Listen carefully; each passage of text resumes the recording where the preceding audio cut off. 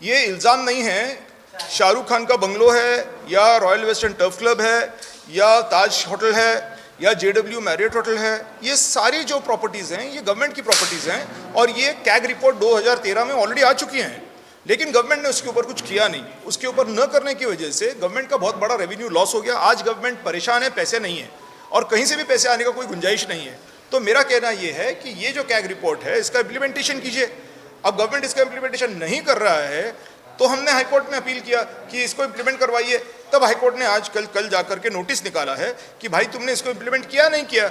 अब वो जो पॉलिसी इसके तहत बनी थी वो पॉलिसी इम्प्लीमेंट नहीं हुई है, ये हम भी बोल सकते हैं, क्योंकि उसका जो रिफ्लेक्शन आना चाहिए बजट के बुक में कि कितना पैसा जमीन महसूल से आ रहा है।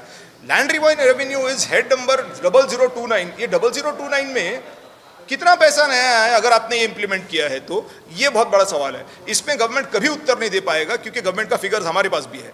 तो अब गवर्नमेंट को एक ही करना है, शाहरुख को बंगला खाली करो या तो उसका एडवर्टाइजमेंट करके उसको वो बंगला लेने को लगाओ। JW मैरियट खाली करो, ताज होटल खाली करो।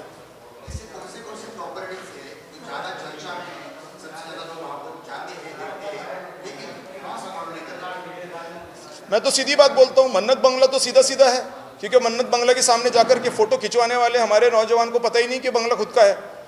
ये देश का बंगला है, ये राज्य का बंगला है, ये हमारे नागरिकों का बंगला है, मगर हम फोटो खिंचवा रहे हैं हमको पता ही नहीं है। तो ये प्रॉपर्टी है। JW मैरियट होटल में जाने को तरसते हैं लोग कि भैया इतनी बड़ी होटल है, हमारी औकात नहीं वहाँ जाने की, वो प्रॉपर्टी हमारी है। ताजमहल होटल जो है जहाँ पे ये गेटवे ऑफ इंडिया के पास में, वहाँ पे जाने को हम लोग डरते हैं, भैया इतनी बड़ी होटल है, दूर से दूरबीन से दिखाते हैं लोग कि देखो उसको ताजमहल होटल बोलते हैं, लेकिन वो होटल भी तो हमारी है। तो ये सारी होटल्स जो हैं, इतनी जो बड़ी बड़ी प्रॉपर्टीज़ हैं, JW मैरियट के जैसे भी और भी जुहू में बहुत सारे प्रॉपर्टीज़ हैं। कफ परेड तो पूरा का पूरा सरकारी है मुंबई के अंदर, आपका नेपेंसी रोड सरकारी है। ये सारे प्रूफ्स मैं नहीं दे रहा हूँ, ये कैग का रिपोर्ट दे रहा है। तो इसको इम्प्लीमेंट करेंगे तभी तो पैसा आएगा। पैसा कहाँ से लाएगा सरकार? और सरकार बोलता है हमारे पास पैसे नहीं है तो हमने मिलिट्री में अग्निवीर भर दिए। अरे भाई, मिलिट्री में अपने अग्निवीर भर दिए, जिसके पास परमानेंट मिलिट्री नहीं है वो देश की सुरक्षा कैसे करेगा?